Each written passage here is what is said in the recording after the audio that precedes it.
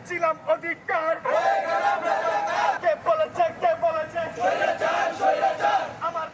জুলাই গণঅভ্যুত্থানে ক্ষুব্ধ ৫৬,০০০ বর্গমাইল। ক্ষোভের ঢেউ আছড়ে পড়ে মানচিত্র পেরিয়ে হাজার মাইল দূরেও। বিভিন্ন দেশে থাকা শিক্ষার্থী কর্মজীবীরা নিরীহ ছাত্র জনতার উপর হামলার নিন্দা জানান, করেন প্রতিবাদ। ফ্যাসিবাদ বিরোধী দ্রোহের আগুন পায় বৈশ্বিক রূপ। সেই প্রবাসে বিক্ষোভে অংশ নেওয়া তরুণদেরই কয়েকজন স্বাধীন বাংলা ফ্রি স্কুল নামে দেশে শিক্ষা বিস্তারের একটি উদ্যোগ নিয়েছে। বিয়ন্ড স্কুল নামের একটি অনলাইন প্ল্যাটফর্মের আওতায় চলবে প্রকল্পটি।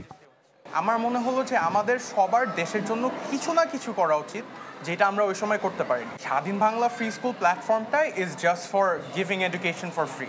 আমরা এখানে we are not providing traditional school curriculums, we are providing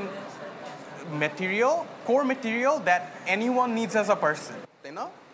রাজধানীর গ্লোবাল স্কুল অ্যান্ড কলেজের মতো বিভিন্ন শিক্ষা প্রতিষ্ঠানে শিক্ষক শিক্ষার্থীদের এই উদ্যোগের সাথে পরিচিত করাচ্ছেন উদ্যোক্তারা, করছেন অভিজ্ঞতা বিনিময়।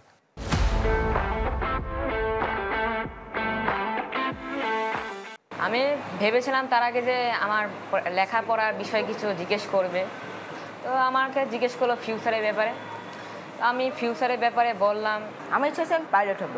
সাধারণত মানুষের বিভিন্ন ইচ্ছে থাকে, ওইসব ইচ্ছা মানুষ সাধারণত শেয়ার করতে পারে না মানুষের কাছে।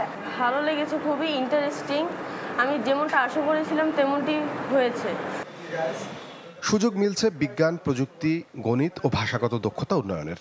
বিয়ন্ড স্কুলের ফেসবুক পেজে যোগাযোগ করলে যুক্ত হওয়া যাবে এই ভার্চুয়াল প্ল্যাটফর্মে।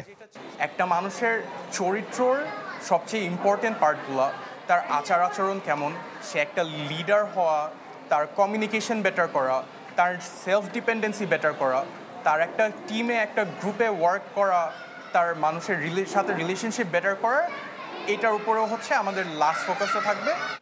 নিয়মিত গণ্ডির বাইরে শেখার এমন সুযোগে উচ্ছ্বাসিত শিক্ষার্থীরা। আমি যে প্রশ্নগুলো পেয়েছি তারা ধীরে সুস্থে আমাকে সেই প্রশ্নগুলোর উত্তর দিয়েছে এবং সুন্দরভাবে।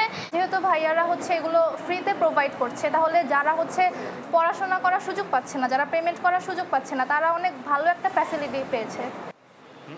সুবিধাবঞ্চিত শিশুরা এই প্ল্যাটফর্ম ব্যবহার করে উপকৃত হলে সফল হবে এই প্রয়াস, বলছেন উদ্যমী এই তরুণরা। তুমি অ্যাস্ট্রোনমার হতে চাও? সাদবিন শফিক, চ্যানেল 24, ঢাকা।